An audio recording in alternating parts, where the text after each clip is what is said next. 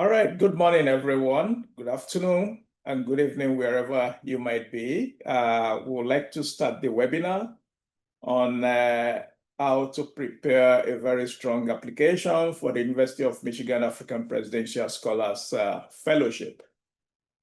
My name is Omolade Adunbi. I am a professor of anthropology, Afro-American African Studies, and law. I am also the director of the African Studies Center. And I have with me here two of my colleagues, and I'm going to ask them to introduce themselves. So I'll start with the colleague on my right, which will be your left. Hi, everybody. I'm Marwa Hassan. I'm the African Studies Center's program specialist, and I've been so for a few years now. Okay, thank you. And to my left. Hi, my name is Tay Pam. I work at the African Studies Center. I manage the UMAPS program and also the outreach component of the center. All right. Thank you, everyone. So before proceeding, I would like to state a few procedural things for the webinar. The first is if you have any question, please type and post your question to the Q&A section of Zoom. At the end of the presentation, we will address all of the questions posted there. Secondly, if you want to ask a question at the end of the seminar or webinar, at the end of the presentation, please indicate by show of hand, and we will try as much as possible to call you to ask your question. But to make it faster, if you think that your question is something that can be addressed by typing it in the Q&A section, that will actually be better for us, so that we'll have more time to answer as many as possible questions. So I'm gonna just display the next slide, which is the agenda for today. So first, we're going to start with the overview of the program, then eligibility requirements, direct application versus nomination route, then online application task, your proposal, what reviewers are looking for. At the end, questions and answers will follow. So first, a little about the University of Michigan. The University of Michigan is in Ann Arbor, in the state of Michigan, and it is the #1 public university in the United States. And in terms of world reputation ranking, it's consistently ranks among the best 20 universities in the world. And in terms of research volume, it is the #1 research volume of all US public universities. And in the year 2024, over $2 billion was expended as total research expenditure. So the University of Michigan is made up of 19 schools. And as you see on this slide, these are the names of all the 19 schools for the University of Michigan. And many of our applicants, many of our successful candidates can work with any faculty colleagues in any of these 19 schools. Basically, applications are welcome from all disciplines. Next slide. So what is it about the Presidential Scholars Program? Some of the key components of the Presidential Scholars Program is that it is a residential research fellowship. If you are admitted into the program, you will be here for a maximum of 5 months, which is a full semester. And we have 2 cohorts of the program. There is the fall cohort as well as the winter cohort. The fall cohort will arrive in August and depart in December. Right now, we have members of the fall cohort with us on campus. Then the winter cohort are going to arrive in January. So basically, when the fall cohort leaves in December, then we prepare the ground for the arrival of the winter cohort in January. And the winter cohort will be here from January to May. Then the second point to note here is that the program is for early to mid-career scholars. And what do we mean by early to mid-career scholars? It basically means we are looking for scholars that have been teaching at their universities or colleges for less than 10 years. So I'll state that again. We are looking for early to mid-career scholars who have been teaching for less than 10 years at their institutions. And when they are admitted to the program, we will match you with a colleague at the University of Michigan who will be your host. Of course, the African Studies Center is your host institutionally, but at the same time, we will match you with someone whose research is also close to the kind of research that you are doing. And what the program provides for is that you have access to a lot of resources at the University of Michigan. And here at the University of Michigan, there are over 40 libraries. There are hundreds of labs that are available at your disposal. Then you also have the opportunity to be trained on how to use some of the materials or resources that are available at the University of Michigan. Then we will organize professional activities for you. For example, we will organize an academic writing workshop, which usually takes place for about 6 to 8 weeks of the program. And the intent of the academic writing workshop is to train you on how to write academic papers, whether you are writing for a science journal or you are writing for a public health or medical journal, or you are writing for a social science or humanities journal. So we've got professionals who are professors in their field who regularly conduct this training workshop. So you will be trained at this workshop on how to write academic papers. Then you will be fully integrated into the U of M community. What this means is that you are not just a visitor to the university, but you are a member of the University of Michigan community, which means every access and every rights that students and faculty have, as well as staff have at the university, is what you will also have if you are admitted into the program. Next slide. So this is just data about the program generally. As you can see, the University of Michigan African Presidential Scholars Program started in 2009.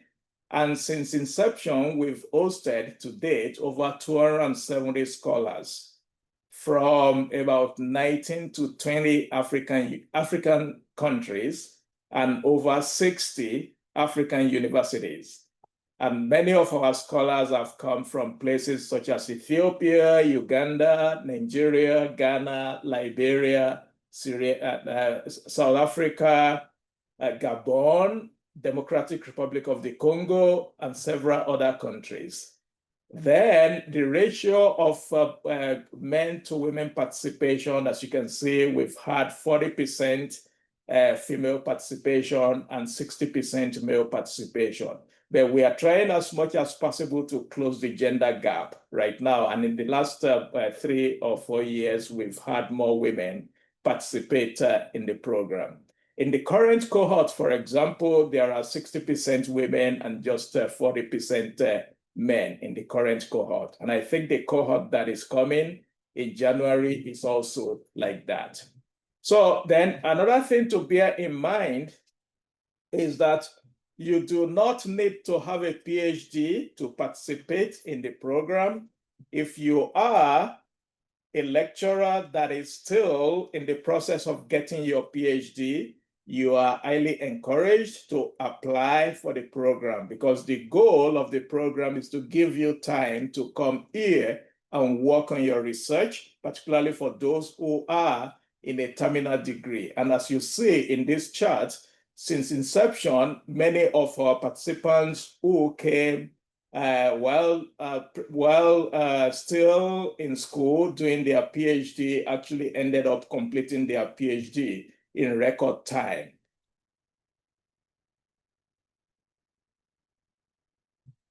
So then the next question is, what is covered if you are admitted to the program? First, we will expect your home university or college to continue to pay your salary while you are on the fellowship. And the reason for this is that while we are trying to help build the capacity of institutions in many African countries, we also expect that one of the ways in which they can contribute to this capacity building is by supporting their scholars. So what we expect your university or college to do if you're admitted to the program is that they should continue to pay your salaries while you are in the program. Then at the University of Michigan, we will cover the following. We will cover your service fee, which is a requirement by the United States Embassy in every country that if you are applying to come as a scholar or a student, you are required to pay service fee. So we will cover the service fee. We will cover your airfare and ground transportation. We will provide housing. We will provide health insurance. Then we will provide stipend for living expenses. That is, what we mean by stipend for living expenses is that we're going to be paying you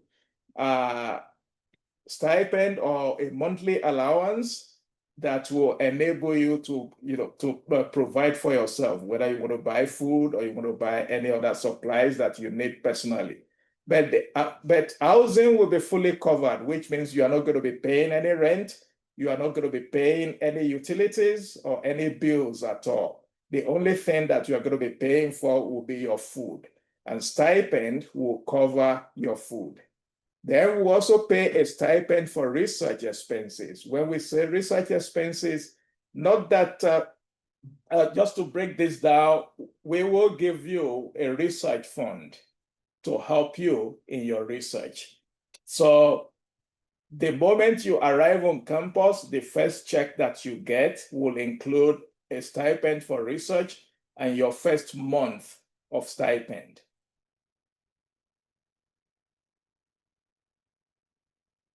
So basically, since the inception of the program, we've had fabulous scholars from all over the continent participate in the program. And some of these scholars have gone on to be promoted either from assistant lecturer to senior lecturer, sometimes professors. And some have also gone on to become administrators at their universities. And here is an example from one of our previous scholars who came from South Africa, the University of South Africa in 2021. She's a research scientist at the University of South Africa. And when she came, she enjoyed the program. And as we speak, she still continues to collaborate with this professor that hosted her while she was here. So she's still part of the professor's lab, even though she's no longer in the UMAPS program.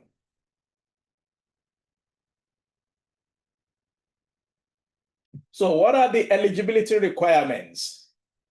Like I said earlier on, early to mid-career means no more than 10 years of employment in higher education. That is, you must have been teaching for less than 10 years or doing research in your university for less than 10 years. Then you are currently employed in an ongoing position at a university or college in Africa. And that your university will support your salary through recommendation letter from the head of department or dean or vice chancellor of your university. What this means is that when you are submitting your application, the only recommendation letter that is required is from the head of department of your unit or the vice chancellor or the dean or any senior official from your university, indicating that you are being released to participate in this program. And that if you are admitted to the program, the university is committed to continuing to pay your salaries as well as all of your benefits. So I would like to place emphasis on this because a lot of potential applicants in the past have had their application disqualified because the letters that they got from their university did not indicate that their salaries and benefits will continue to be paid if they are admitted to the program. So this is why it is important when you are applying, please make it clear to whoever is going to write the recommendation letter from you, from the university, that they require that they include a clause in the recommendation letter that your salaries and benefits will continue to be paid while you are away.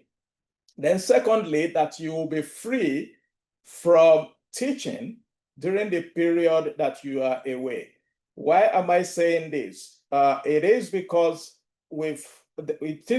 some universities may think that because you are here, you can continue to teach online. And that would defeat the purpose of bringing you here to participate in the program, because the number one reason why we are bringing you here to participate in the program is for you to be able to focus on your research and publications and not to come and teach virtually for your university while you are still here. Then you must be able to remain in residence for 5 months. So if you are admitted to the program, we expect that you will be here concentrating on your research for 5 months. Remember, this is not a holiday, and it is not, you are not here on a tourist visa. You are going to be here on a J visa that indicates that you work for the University of Michigan. So we place emphasis on this so that when you come, you are not going to think that, okay, you have families in Ohio, you have families in Texas, families all over the United States that you want to visit. No, we are not going to allow you to do that because we want you to concentrate on your research while you are here. So then, who are those excluded from participating in this program? First, if you've been a UMAPS fellow in the past, you are not eligible to participate in the program. Then preference is for individuals without extensive international experience outside of Africa. We are not saying you shouldn't participate in international conferences, but if you've been on a fellowship that is more than 5 or 6 months in the United States, or more than 5 or 6 months in Western Europe, we want to give opportunity to those who have never been or who do not have this experience. So we will disqualify you if we say that you have an extensive international experience outside of Africa. But if you have extensive experience traveling within the continent, that is not a basis for disqualification. But I should also emphasize that if you've been to the United States on a professional conference for 2 days, 3 days, 5 days, a week, or something like that, that is not a basis for disqualification. You are not going to be disqualified on that basis. But if you've been on a fellowship that lasts more than 5, 6 months in the United States or in Western Europe or Global North generally, we want to give others the opportunity to also have such an experience. Then we want to also note that there is a difference between direct application and nomination route, and we'll say more about that in the next slide.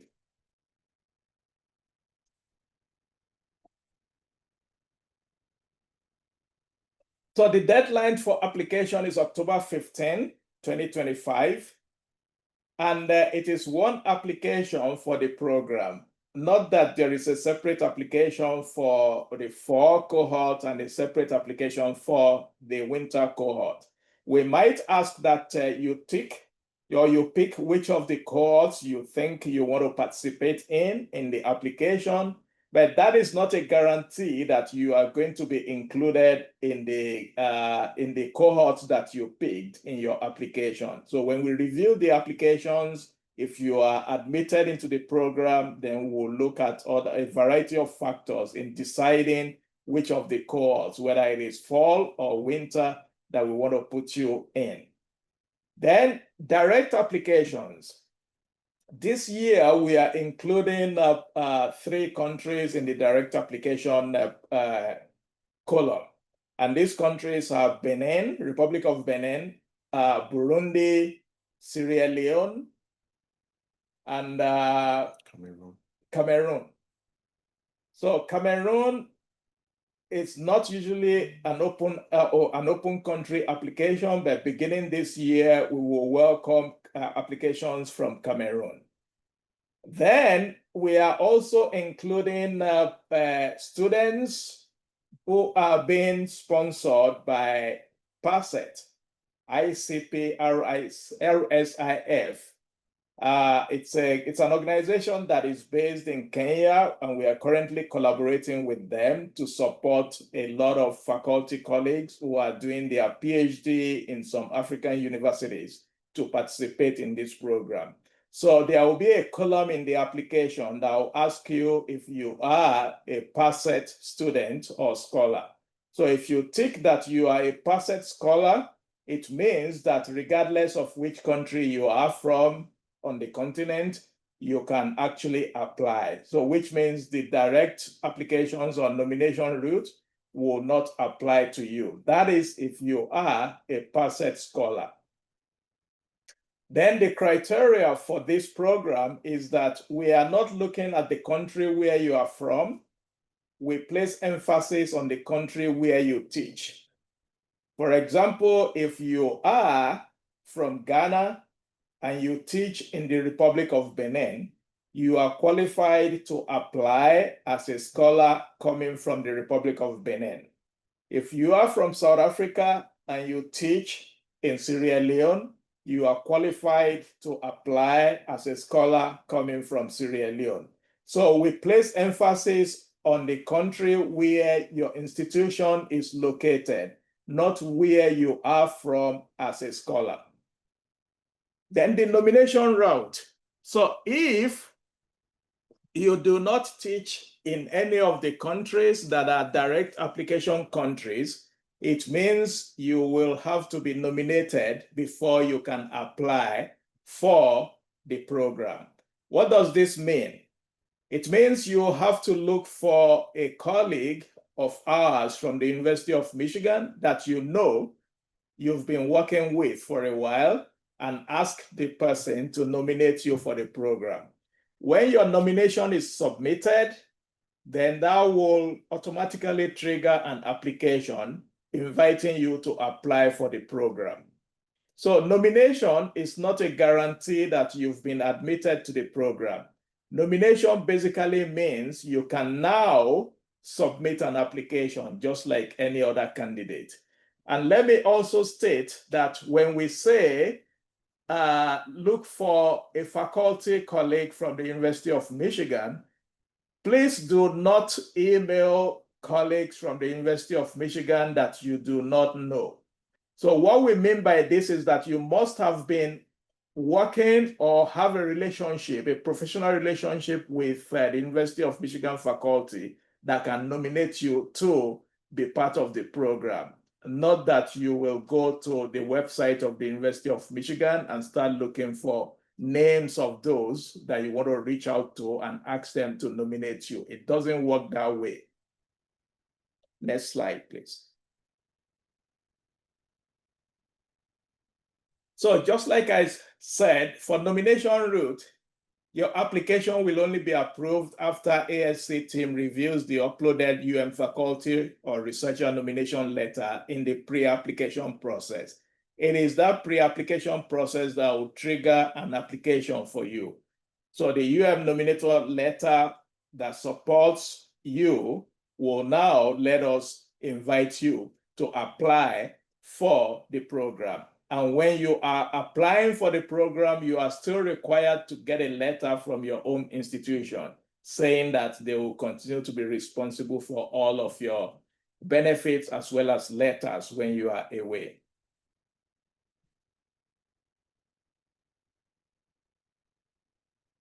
So what does the application process look like? It is an online application. We expect you to upload all documents in PDF format. Number one, your curriculum vitae. Then number two, your proposal. Then support statement, that is email from the head of department or dean of your college or vice chancellor of your university. So then the dean will submit your letter, including salary commitment, before candidate can submit your application. What this means is that if your letter of support is not submitted by your institution, you cannot submit your letter. You cannot submit your application. Please note that if your letter of support from your institution is not submitted, the application platform will not allow you to submit your letter.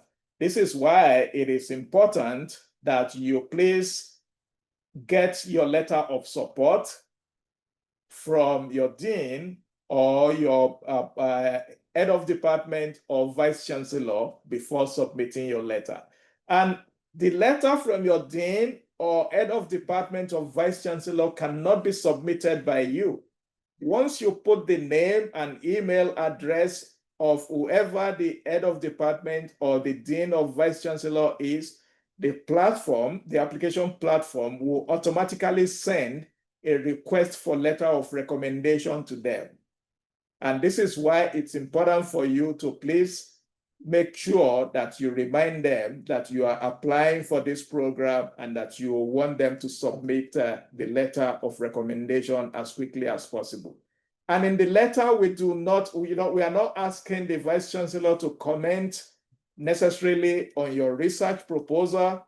All we are asking for is just this commitment that they are going to be paying your salaries, I'll say again, salaries and benefits while you are away, and that you are a staff of the university, not just an adjunct or someone that is doing part-time lecturing at the university. Next slide. So when your application is submitted, your application will be reviewed by any of the initiatives that you take as being part of the discipline that you are in. So there are 3 initiatives at the African Studies Center. The first is African Humanities and Heritage Initiative, and that is humanities, arts, and qualitative social sciences. Then you have the African Social Research Initiative, which is quantitative social sciences, and that also includes qualitative social sciences, public health, law. Then STEM Africa, that is science, technology, engineering, environment, math, medicine. Anything that is science related is STEM.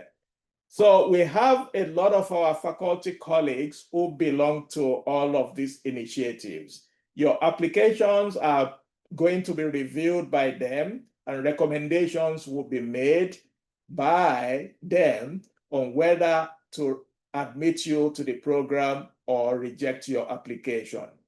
But before your applications are turned to these initiatives, ASC faculty and staff will first look at the applications to see whether you meet the basic eligibility requirements before the applications are submitted to the initiatives for review. Next slide. And the selection criteria is based on the following: preparedness of applicant and quality of proposed program of scholarship, then academic fit with interest of ASC initiative. That is, does your proposal fit the interest of AHI, ASTRI, or STEM? Then balance of UMAPS cohort in terms of topic and field, then support from your own institution. So what do I mean by balance of UMAPS cohort in terms of topic and field? So the selection criteria sometimes are based on geographical diversity, gender diversity, and country diversity. So for example, if we have applications from South Africa, from Nigeria, from Ghana, Gabon, and several other countries, so we want to make sure that there is a geographic balance, or there is a geographic diversity.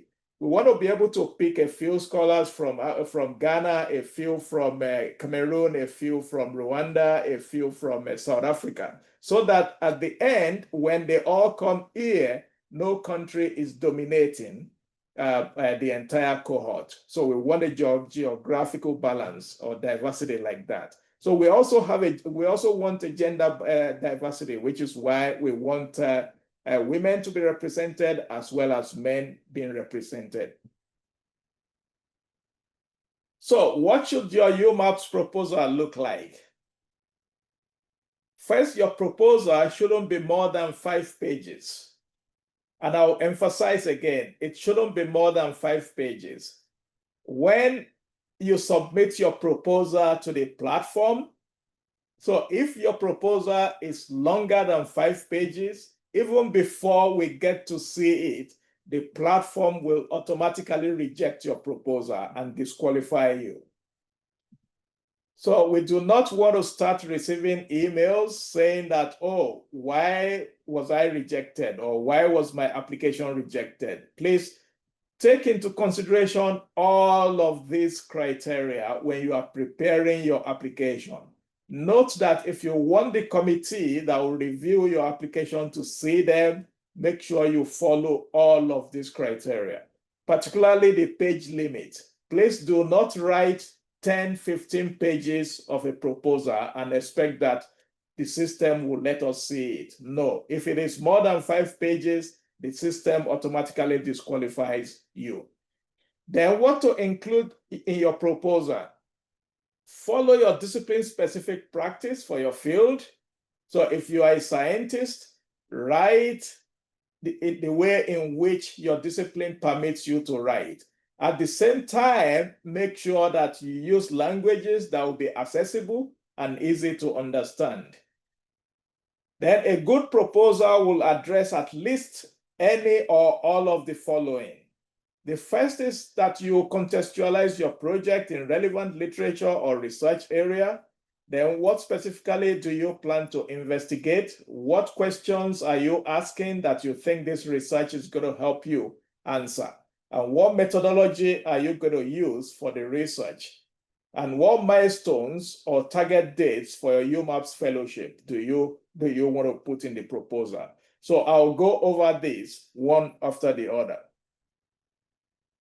First, the milestones. So if you are coming to Michigan, we want to know what exactly are you coming here to do? So if you are going to spend 5 months here, what exactly are you going to do in those 5 months? And how will the opportunity to be at Michigan be of benefit to your career goals and to your research goals? So these are questions that you want to ask, you want to answer in the milestones. Then methodology, basically the methodology of your discipline. And just to be clear, when we say put together a proposal, particularly for those who are doing qualitative social science research or humanities research, so we do not expect you to come to Michigan and start doing your research. We expect that it is something that you're already working on and you just need time to come to Michigan and write. You need resources that will help you to concentrate on your writing. For example, you might be completing your PhD and you are in the process of finishing your dissertation. You want to write a couple of chapters of your dissertation. So if you apply to the program, you want to state this as clearly as possible, that some of the milestones that you plan to target when you come to Michigan will be to complete maybe chapters 2 or 3 of your dissertation, or maybe to prepare chapters from the dissertation for journal articles. But that might be different from those in the sciences. If you are in STEM, maybe you're already doing the research, but you think that you are going to need lab support with equipment that you may not have at your institution in order to carry out this research, then you may want to include that in the proposal, that these and these are some of the things you plan to do if you have access to laboratory materials. So to state it clearly, what do you hope to gain from the program, and why do you want to come to the University of Michigan, and what outcome do you expect?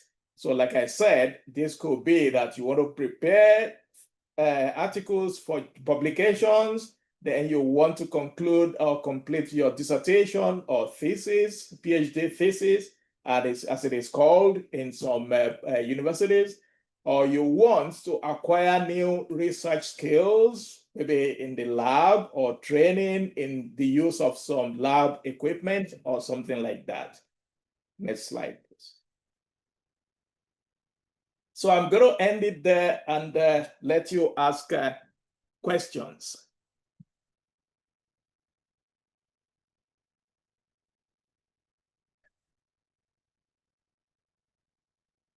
And like I said earlier on, if you want to ask a question, type the questions in the Q&A section of Zoom.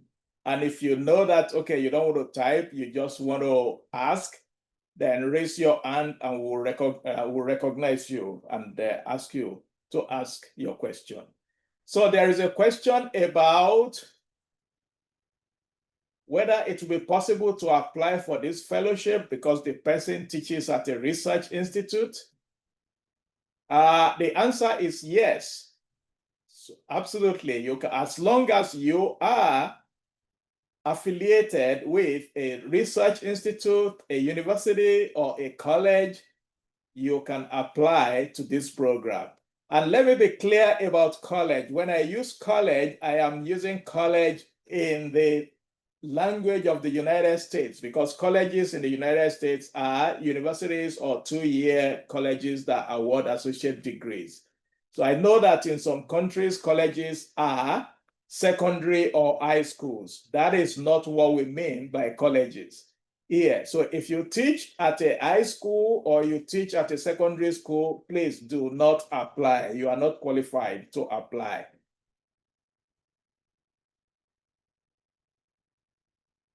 So then there is a question about, does a postdoctoral fellow who has not yet landed a full position qualify to apply? I will say no, because this is not a postdoctoral fellowship.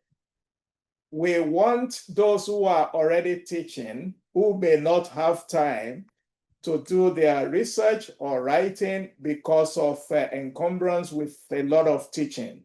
So therefore, it is not a postdoctoral fellowship. Rather, it is for those who are already teaching at a research institution or university, as the case may be.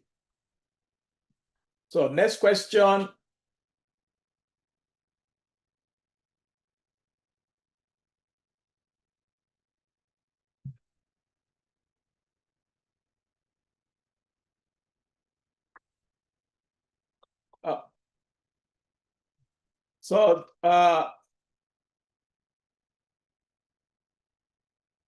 So there is a question about what guaranteed the visa application of someone with no travel history being approved if selected for the program.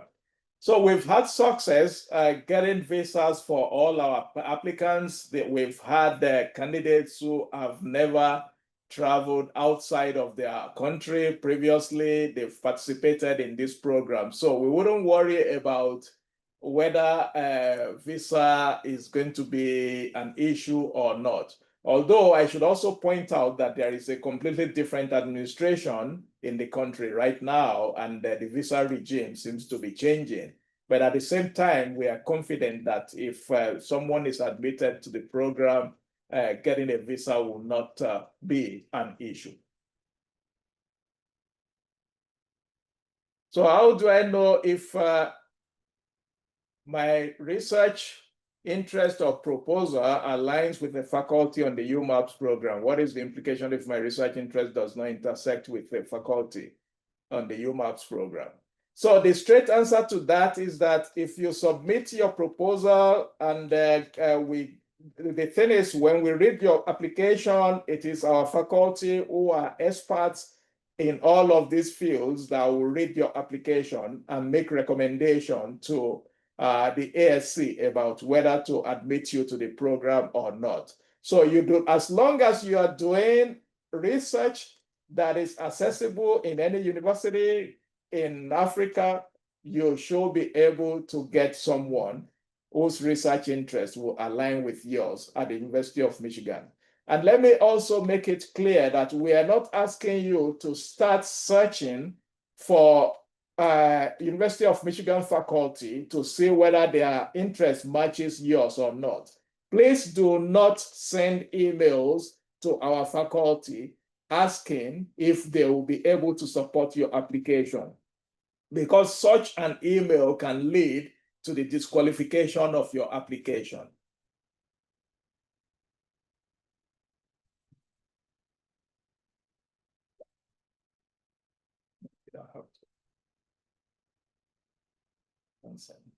So there is a question about if you are admitted to the program, would you be allowed to go home within the 5 months? So the question is, or the answer is one, we are going to pay your way to come here and pay your return ticket back home when you are done with the program. So if you are here for 5 months, we do not expect you to start traveling back home after 2 months to say you want to visit home. No, like I said, we want you to be able to leave your institution to come and concentrate on your research here. So if you are going to come and start going back after a month or two, then returning to the US, then that's a basis for disqualification. We are going to say no. There is no basis inviting you here if you know you are not going to come here to concentrate on your research. So will it be possible to carry research samples from your home country over to UM for bench work? Well, it depends on what research samples you want to carry. There are immigration rules, and there are, so, well, we have to, maybe if you are admitted and you are merged with a faculty colleague that will be your host, this is something that you will have to discuss with them. But just to let you know that there are a lot of rules guiding the ways in which materials can be brought to the United States.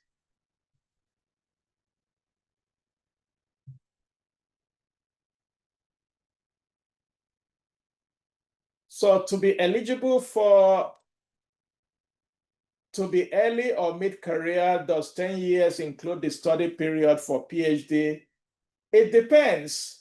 So we'll have to see your application before we know whether these 10 years actually include your PhD time. So if you are teaching while doing your PhD and you recently got your PhD, we might waive that eligibility requirement for you. But if you obtained your PhD more than 10 years ago, that will be a basis for this disqualification, especially if you've been teaching since you got the PhD more than 10 years ago.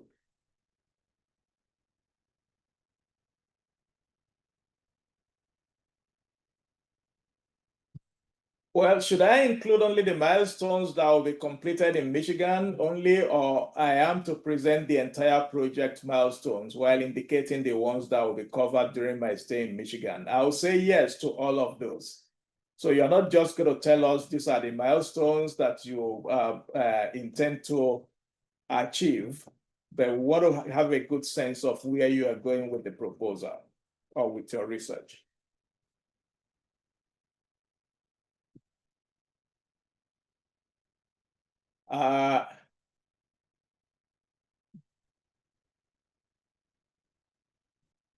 Okay.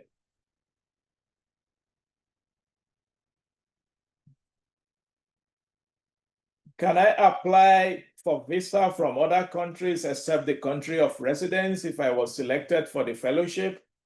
I will strongly recommend that you apply for visa from your country of residence, because if you travel to another country where you are not resident to apply for a visa, you might be denied. In fact, there is a new rule that just came out from the Department of State recently that applicants for visas can only apply for where can only apply in their country of residence. So if you are resident in that country, that is where you should apply for your visa from. Please don't travel to another country to apply for a visa.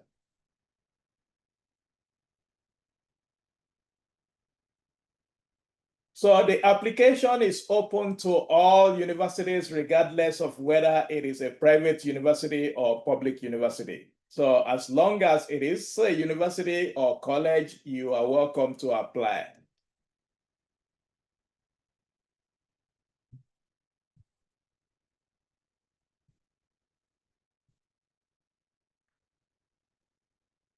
Is there any specific rule on the text or word formatting, such as line spacing and font size? Like we said, every application should be submitted with a PDF format. How about part-time employment? If you are doing part-time at a university, I would strongly say that you should not apply, because we want to support those who are already in the system. And if you are a part-time lecturer, you can wait until you are you become a full-time member of the faculty at your institution.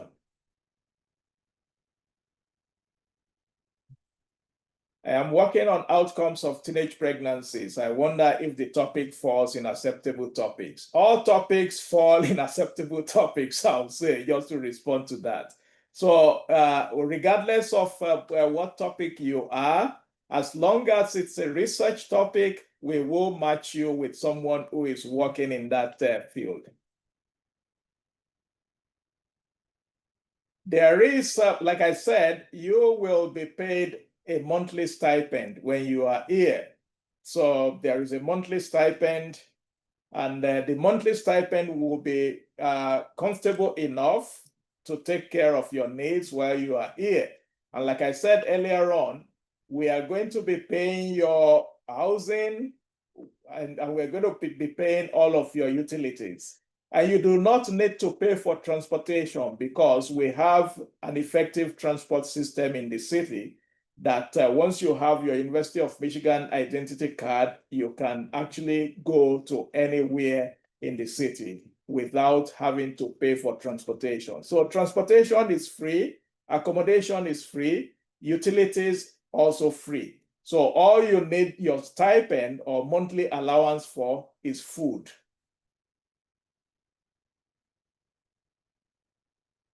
Right.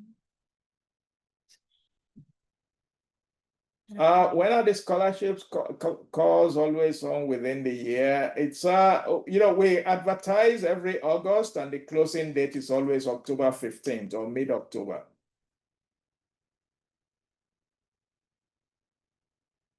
So we've answered all of the online questions. So if you still have questions, you can indicate by raise of hand, and we'll ask you to come up and ask your question.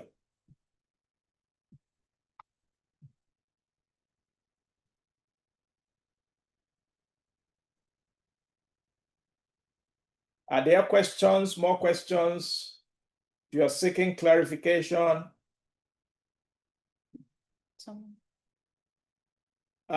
Samson, we have one, Samson Abima.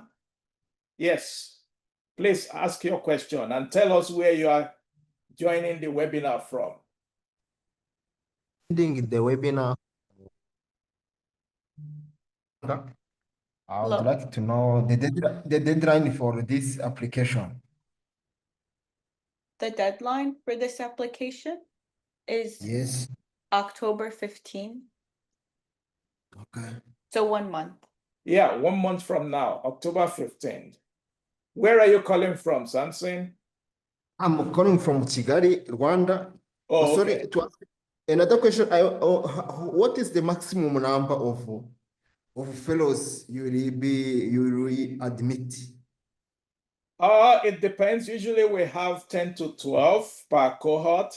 So 10 to 12 in the fall and 10 to 12 in the winter, which means we are talking about either 20 scholars per year or 24 scholars per year.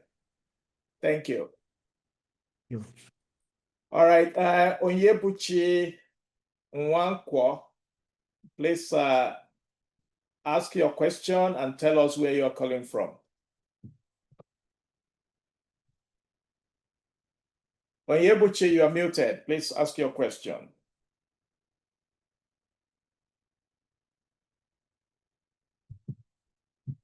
Onyebuchi. Okay, let's move to the next person. Taufik Alatishe, please ask your question and tell us where you're calling from. All right, so good evening, good afternoon. Yeah. My name is Taufik Alatishe from Nigeria. I'm a lecturer at the University of Ilorin, and I'm also a PhD student as well. Yeah. Important. So what's your question? My question is really that for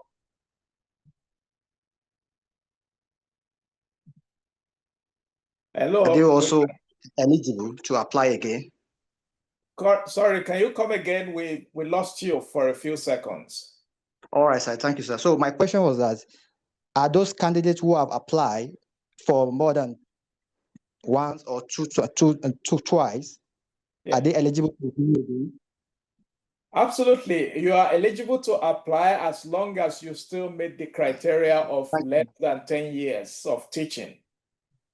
Okay. Yeah. Thank you. Thank you so much. So let's move to Talabi Ayegusi. Tell us where you're calling from and then your question. Talabi. We can't hear you. You are muted. Hello. Yeah. Am I allowed to ask my question, please? Yes, please go ahead. Yeah, I'm Talabi Ayegusif, from Nigeria. I mean, joining from Nigeria. University? Am I Federal University of Ekiti? That's your lecture. Okay. Yeah. My question has to do with the fact that my proposed research has a fieldwork phase, which I intend to actually carry out before the call or before the fellowship. Yeah. Early next year, probably late this year and early next year, I expected to have carried out the field work.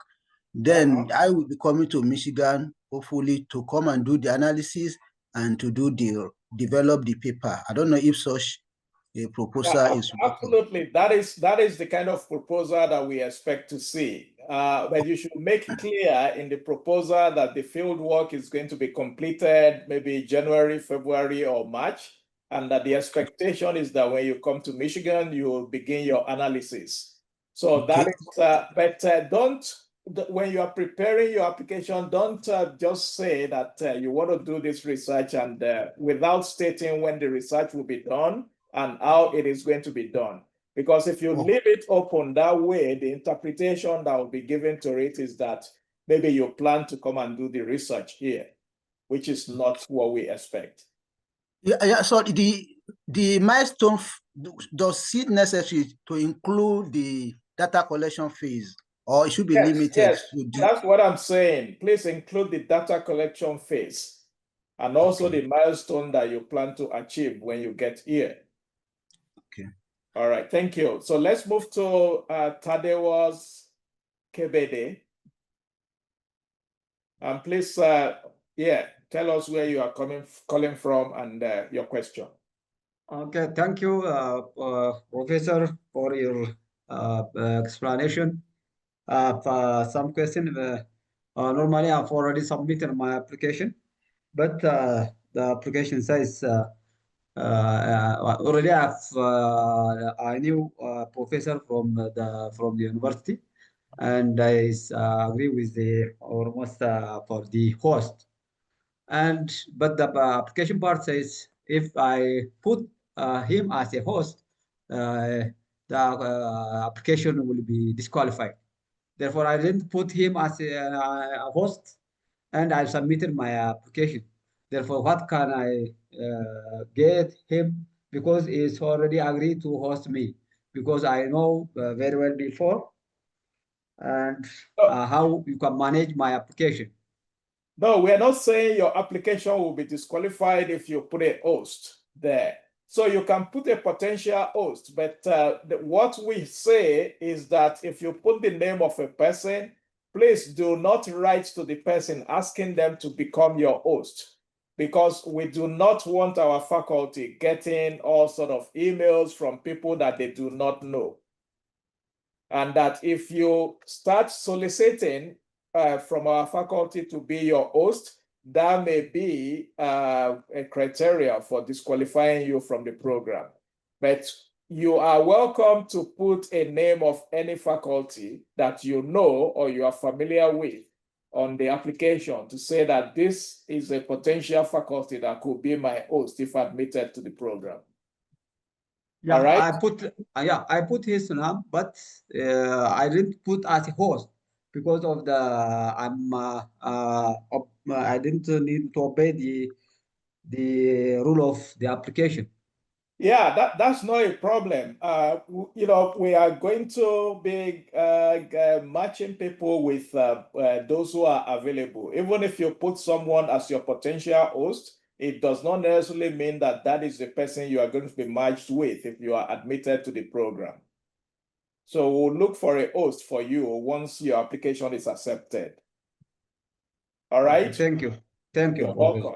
So let's move to Dennis Okello. Dennis Okello, please unmute yourself and tell us where you are calling from. Well, thank you very much for this incredible opportunity and this session. Dennis Okello is a lecturer at Kabale University in Uganda, the Pearl of Africa. I do have two questions. One, does the program support, let's say, innovative research that is geared towards product development, for example, formulation of herbal product that is intended to treat, let's say, tropical diseases? That is one. Then secondly, I did complete my PhD from South Korea, and that took me about three years.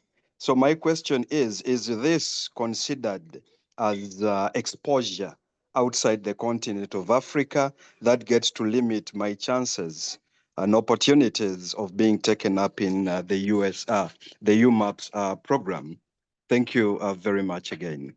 No, you're welcome. So to answer, I'll start from the last question about doing your PhD in South Korea. Absolutely not. That is not a basis for disqualification. So if you've done your PhD anywhere in the global South, you are eligible to apply for the UMAPS program. So that is not a basis for disqualification. Then your second question about innovation and preparing materials for maybe some medical or pharmaceutical possibilities. Absolutely, that is the kind of research that a lot of our colleagues are also doing here. So we'll be happy to match you with those who are in that field, who are also working to discover new medications, new drugs for treatment of diseases. Great. Thank you very much. All right, you're welcome. I will indeed get to apply. Okay. Bye. All right. So Onyebuchi Nwankwo, please unmute yourself and ask your question. Good afternoon, sir. Good afternoon.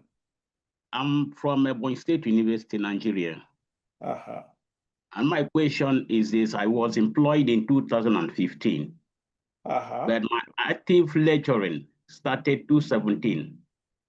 So, and I have applied for this program up to 3 times. So, and my question now is, am I still qualified? Since I was employed 2015, but active lecturing started 2017. So I need a clarification. So when you were employed in 2015, you were employed as what? as assistant lecturer, but I went through mentorship period and also taking care of our herbarium for about 2 years. Yeah, so if you include in your application that you start lecturing in 2015, and this is 2025, that is about 10 years. About 10 years, so you are still eligible. And now you said that you started active lecturing in 2017, it means you are still eligible. So if you've applied 3 times and you get disqualified, then you should review your application and see what is missing there or what you are doing wrong. And one of the ways in which you can do this is to go back and read carefully the criteria for eligibility that we stated in the website or in our website. So, and also what we presented today. If you clearly look at all of these criteria, I'm sure you'll be able to prepare a successful application. Thank you. Thank you. Yes. God bless you, sir. Yeah. Jane? Yes, Jane. All right. Good afternoon. My name is Jane. I'm calling Jane Otabo. I'm calling from Nigeria. And I work. This the name of your university. Okay, I work with Federal University of Wukari, Taraba State. Okay.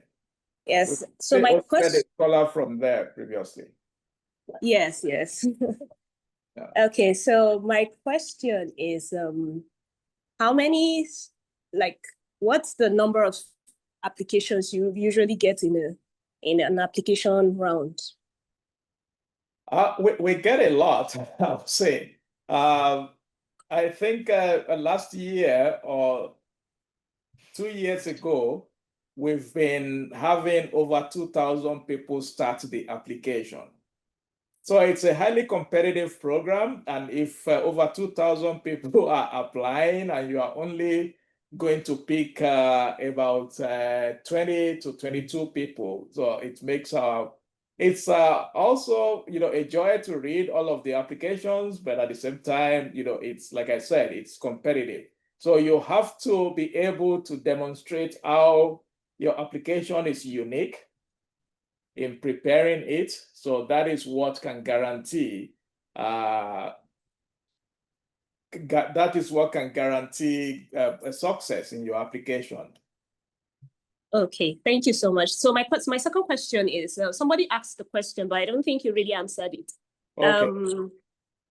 About the font size and the spacing of the application. Is there a specific font size and spacing, or do we just ensure that no matter the font size you use, it just sticks to the 5 pages?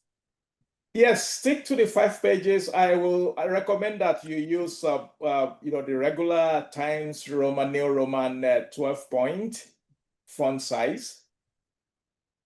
Okay. And we've seen in some instances where people would double space or single space. But don't reduce the font size to like 9 or 10 just because you are trying to cram something into a space. All right, sir. Thank you so much. Okay, you're welcome. So there is a question about whether candidates are usually accepted from all countries of equal numbers. Does the selection team take cognizance of countries like Nigeria with high population? So, the most important thing that we look at is the quality of your application. So we are not looking at countries where you come from. We're not looking at countries where you come from. We are looking at the quality of your application. So if you prepare a high quality application, regardless of which country you come from, you will be selected. I hope that answers Joel Abba's question. Okay, yeah. Please go ahead, Talabi. Thank you. The second opportunity. I just want to ask or clarify a follow-up question with respect to the question answer now. I think what actually raised that concern was what you said earlier, actually balance of so that those country will not actually be dominating. That actually bring about that curiosity. Yeah, it's we want a balance as well. We don't want 20 scholars to come from just one country. If we say 20 scholars from Nigeria are admitted, it means that we're not looking closely at other countries that are also applying to the program. So when we say a balance, we want to see all countries represented. So we can't pick a majority of the applicants from one country. So that's my simple answer to your question. We want to see most countries represented. We want geographical diversity. But there has been instances where, in a cohort, for example, we might find maybe 3 Ethiopians, 1 Nigerian, or there are some cohorts where we'll have 3 Nigerians, 1 Ethiopian, or 1 South African, 2 Cameroonians, or something like that. So sometimes questions of diversity, it's not just about geographical diversity, it's also diversity of disciplines. We do not also want a situation where all the participants are in the sciences. So we want to be able to balance. We want few people from the humanities, few people from the social sciences, as well as people from the sciences. So we create that balance when we are looking at applicants that are recommended for admission to the program. So BIT, please tell us your name and where you're calling from. So, good day, Prof. My name is Bello Ismail Akayu from Nadoka Scholar Research Technology of Gumosho, Nigeria. Okay. Thinking just like concerning the outside Nigeria and outside the country of residency experience. If someone went to like South Africa for PhD and later as a 1 year for maybe for postdoctoral fellowship of the 1 year or 2 years. So what is the chances? In South Africa? Okay. Are you saying if you've been on a program in South Africa? Yes. No, that's not a basis for disqualification. Okay. Yeah. Thank you, sir. You're welcome. Oh. Yes, what's your second question? Now, what is chances for someone that asks proposal on energy storage or electrochemical energy storage devices concerning the UMAPS policy? Regardless of what your research is about, we will look at your application. We have experts in the field of renewable energy. We have experts in the field of energy storage. We have experts in the field of development of new automotive technologies. So we have the best engineering school in the world.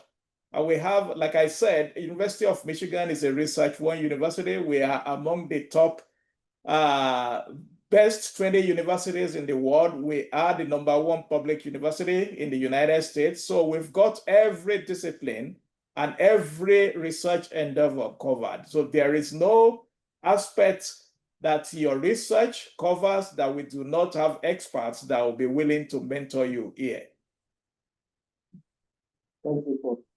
You're welcome. Any other question?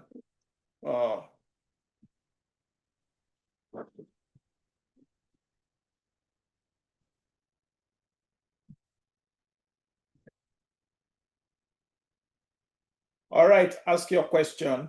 Thank you again. Because people have been field specific, my own research has to do with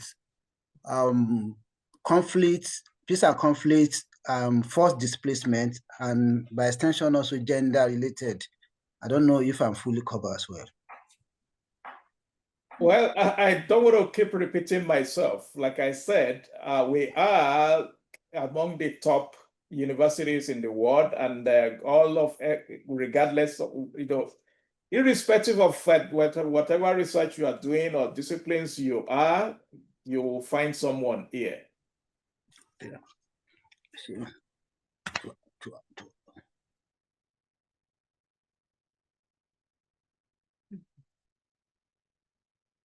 Yes, please. Tade. Sorry, I'm coming again. Is it possible to edit or submit the application? Can you respond to that? Yeah. Just send us an email. I put it in the chat. That is my specific email, so we can get to you expeditiously since you're part of the webinar.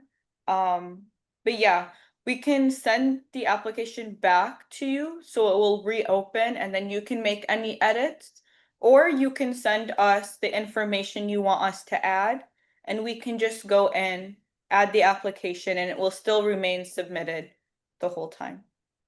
Okay, number two, can I send my proposal to review before I will submit? Unfortunately, we are not able to do that.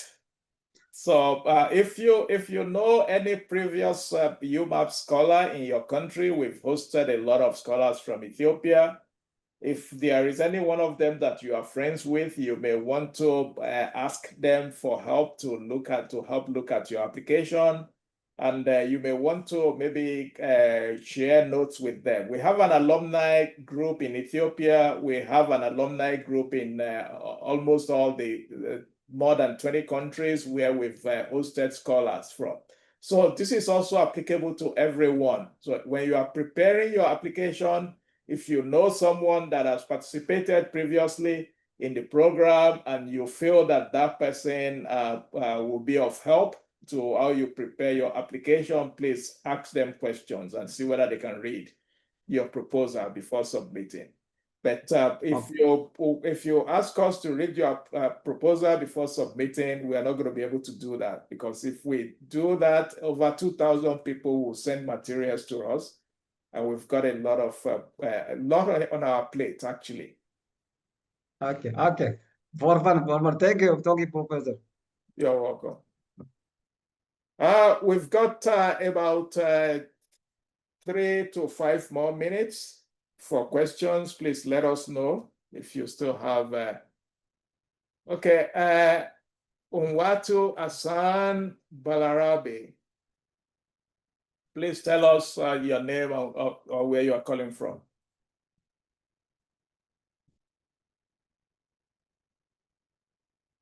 Thank you very much for this opportunity, sir. My name is Balarabe Oroto. I'm from Kaduna State University, Nigeria. The question from the just person that the last questions that triggered my question. I don't know whether it would be possible for us as since we want to apply, if you can get to know maybe those alumni association within our country, Nigeria in particular, so that we can get somebody to assist us with the review process. Thank you very much, sir. You're welcome. We are going to try and post, we'll see whether we can post the contact details of our alumni groups in the respective countries on our website soon.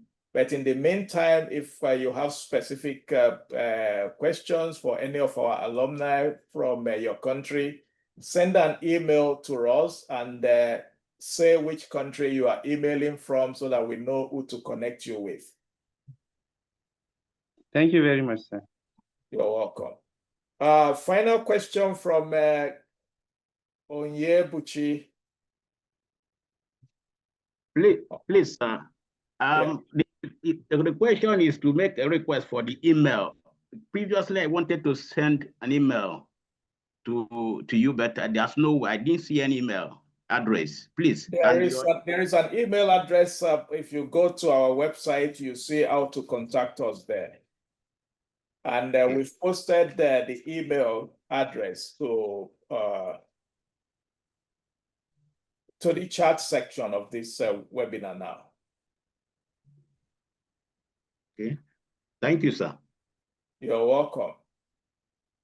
All right, thank you everyone for coming to participate in this webinar. We look forward to reading all of your wonderful applications. And for those who will be successful, we look forward to welcoming you to Michigan this time next year or in the winter cohort.